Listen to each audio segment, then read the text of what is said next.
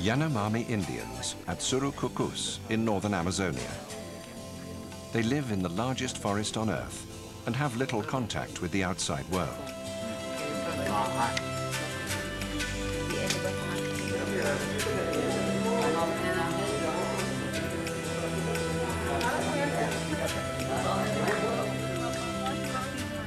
Claudette Schwertz is a scientist who speaks the Yanomami language.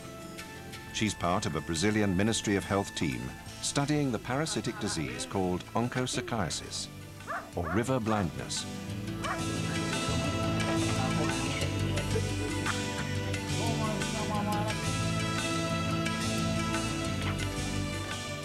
This man shows signs of the disease, and Claudette has asked if she can examine him. The parasites are nematode worms. They enter the human body in the saliva of a biting, blood-feeding fly, and then grow under the skin or in muscle tissue. Nodules form around them. An adult female worm can reach 2 feet in length and live for up to 15 years, producing thousands of larvae each year. These larvae can't develop any further until they've been swallowed by another blood-feeding fly. This may never happen, but the larvae will persist in the sufferer for up to 2.5 years. They cause the common symptoms of the disease: itching, loss of skin color, and loss of skin elasticity. If they invade the eye, the result can be blindness.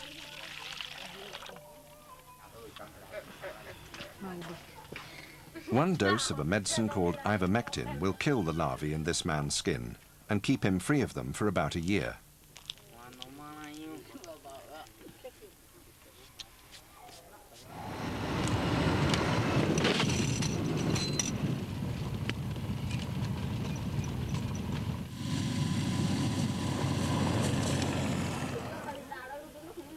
Chite, another Yanomami settlement.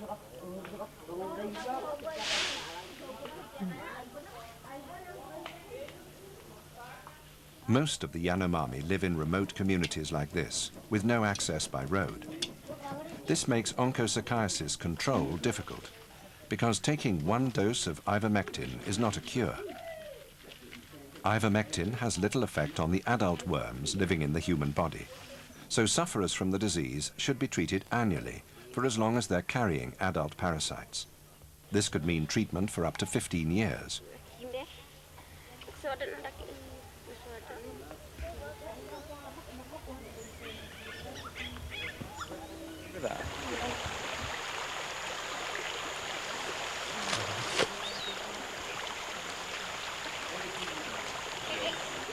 This is another member of the Brazilian government's onchocerciasis research team, Dr. Paulino Luna Dias. He's catching biting flies so that they can be identified and checked for the presence of the onchocerca parasite. The flies that transmit onchocerciasis are all members of a family called the Simuliidae, known in species as Blindness. Not all species of Simuliid fly bite, and if they don't, onchocerciasis.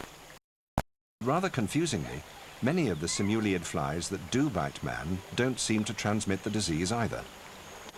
It's often difficult to distinguish one Simuliid species from another, but where onchocerciasis occurs, it's really important to find out exactly which species are involved. This information could be the first step in controlling the spread of the disease.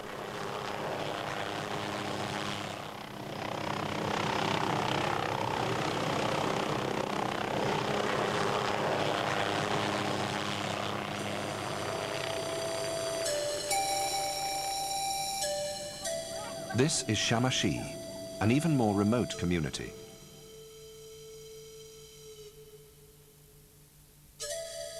The scientists are pretty sure which species of fly is transmitting the disease in this area.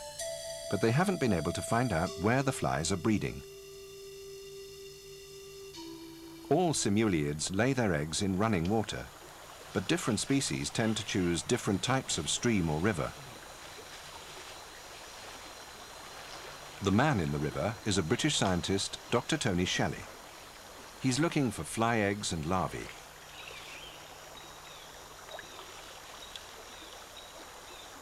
Here are some eggs which were stuck to a submerged leaf.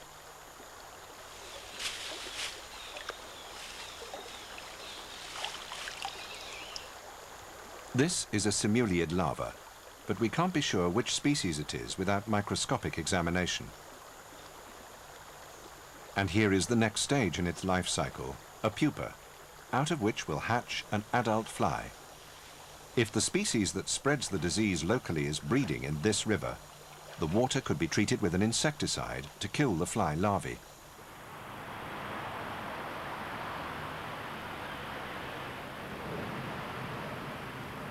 The Natural History Museum in London. Onchocerciasis is one of the 6 major tropical diseases nominated by the World Health Organization as being top priorities for eradication or control. The WHO Collaborating Center for Onchocerciasis is run by Tony Shelley from his office in the museum.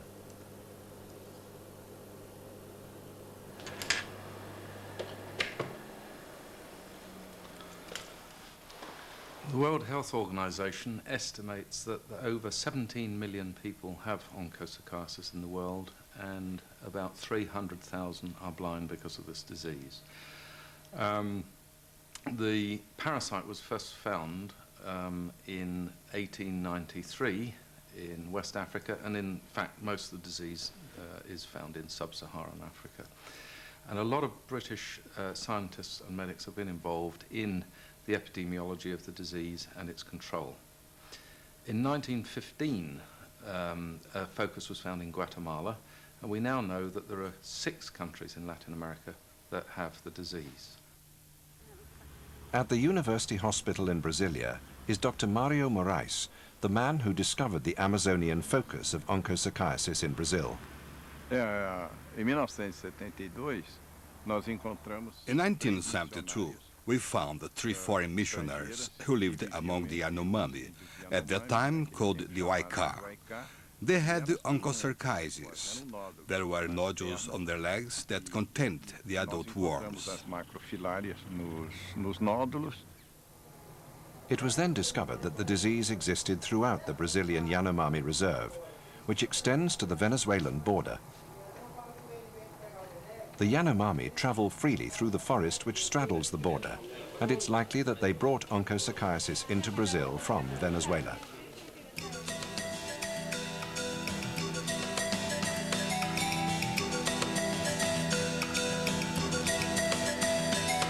Research was carried out to define the distribution of the disease in Amazonia and to establish which species of simuliid flies might be involved in its transmission. Tony Shelley was at that time employed by the University of Brasilia and carried out much of this early work.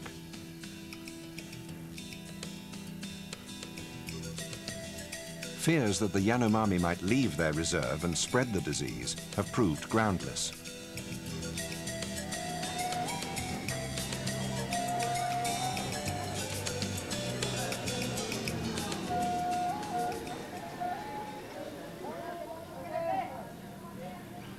In the nearest city, Boa Vista, there are some Yanomami Indians nowadays, and some of them undoubtedly do have onchocerciasis. But they're here to attend the Indian hospital, and their presence here is not seen as a health hazard, because they can be treated for the disease.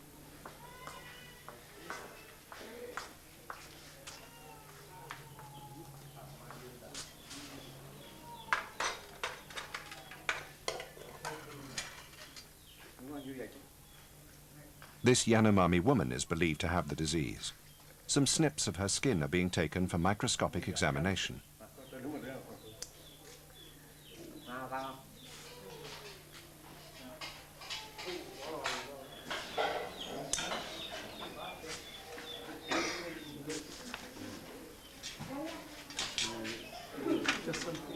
If larval worms are seen emerging from the skin, this will be absolute proof of the diagnosis.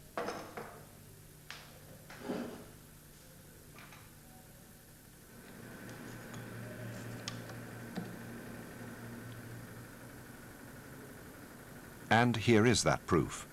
These are the larvae of the Onchocerca parasite.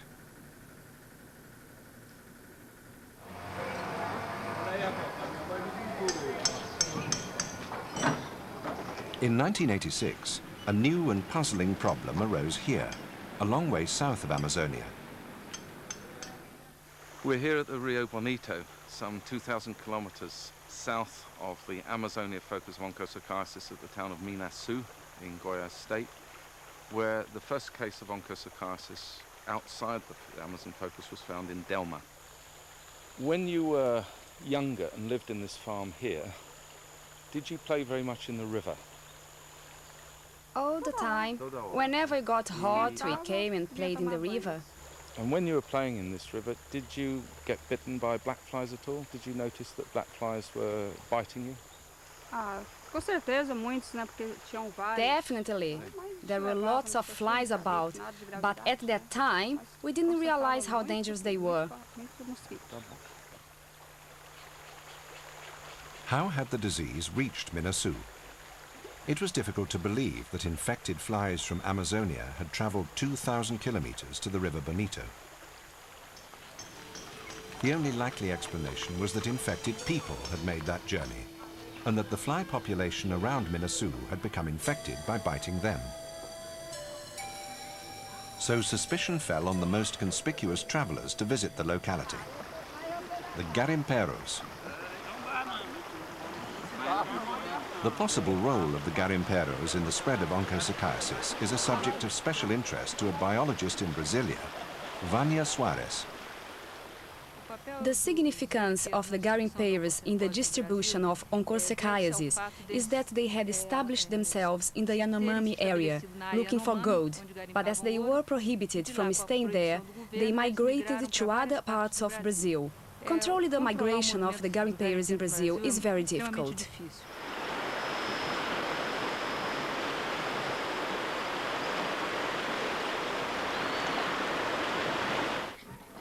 These garimperos are working the gravel bed of the river Tocantins for gold. They use mercury in the extraction process at considerable risk to their own health and to the health of the river environment. It's all illegal, but that's not the prime concern of the Ministry of Health scientists working on onchocerciasis.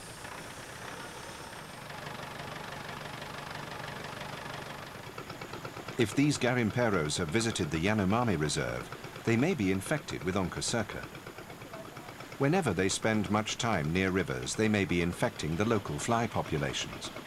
So one important part of the scientists' research program is tracing the journeys of the garimperos across Brazil.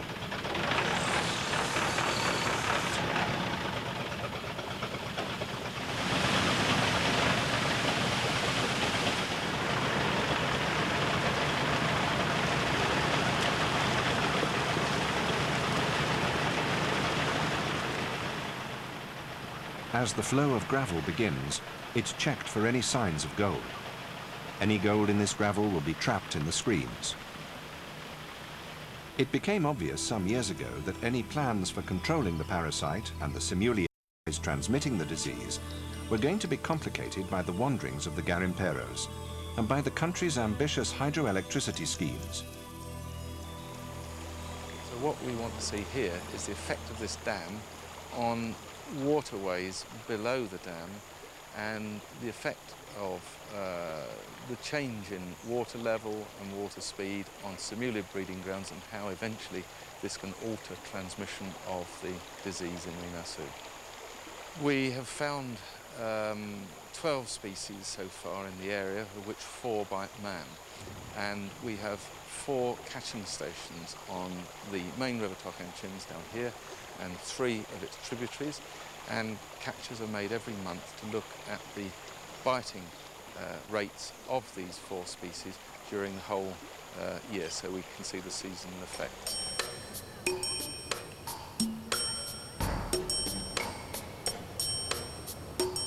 Dr. Jaba Silva is the director of the National Center of Epidemiology in Brasilia.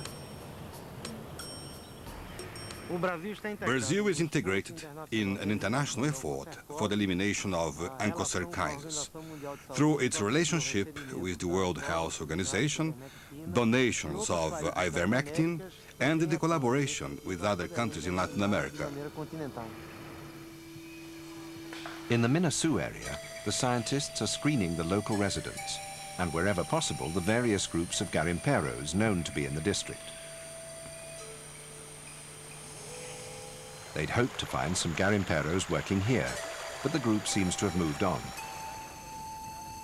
Now the scientists have found the main camp, and it's time for a little negotiation.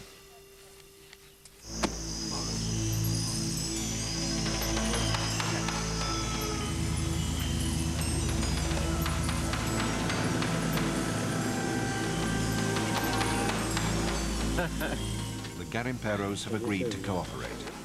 This man's eyes are now being checked for any signs of microfilarial invasion.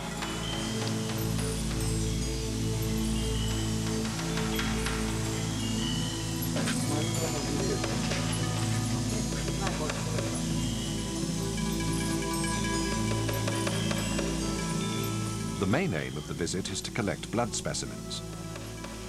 The scientists find that people are much more easily persuaded to give blood than to undergo a skin snip.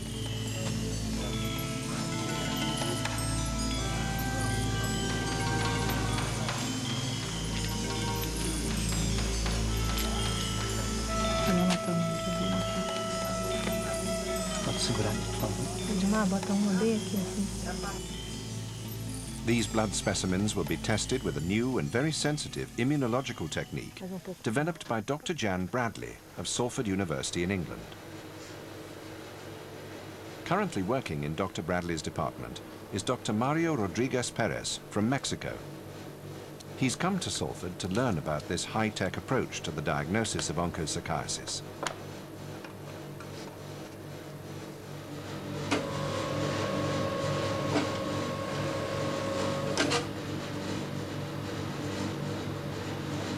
You can see there are 4 positive individuals and 3 or 4 the negatives. In Brazil, they've got quite an interesting problem. It's a new focus of infection, so infection rates are likely to be very low and at low prevalence in the population. So our assay is ideal for this sort of situation because you need to screen many hundreds of people to be able to detect perhaps only a small percentage of positive individuals. And those individuals would only have low levels of parasites, so they probably wouldn't be detectable by conventional skin snip. Well, initially, I was actually screening blood spot samples they sent over here to Salford, so we were actually doing the assay here in Salford. But what we've been doing in Brazil is actually setting the assay up so that they can do it at their institute. They can collect their own blood spots.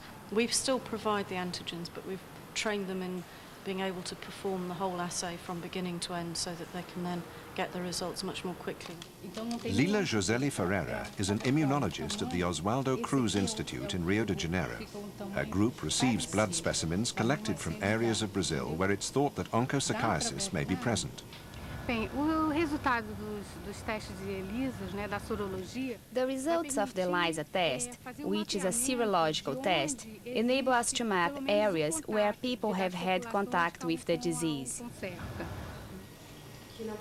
In this laboratory, immunologists are using the serological test developed by Jan Bradley's team in Salford. Regina Calval has spent time at Salford University being trained in the serodiagnostic approach. She's working on blood samples taken from garimperos as part of the National Onchocerciasis Research Program. The test was developed by Dr. Bradley in Salford, and in 1996 I studied there and learned how to perform it. I then came back to do the work here in Brazil.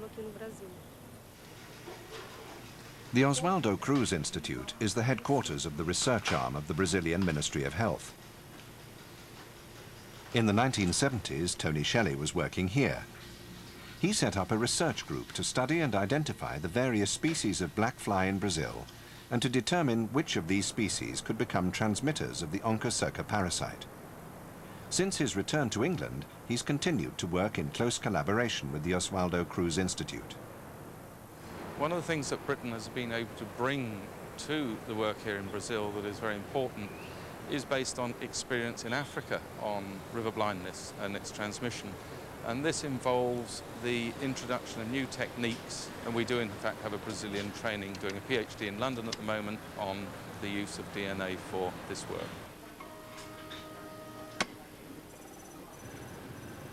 In her role as a medical biologist, Marilza Meyer Herzog now runs the team that Tony Shelley originally set up. She's collecting and identifying simuliid fly larvae and adults from all over Brazil. The aim is to map the distribution of the different species across the country. But she also has to discover, in each part of the country, which species are actual or potential carriers of the Onchocerca parasite.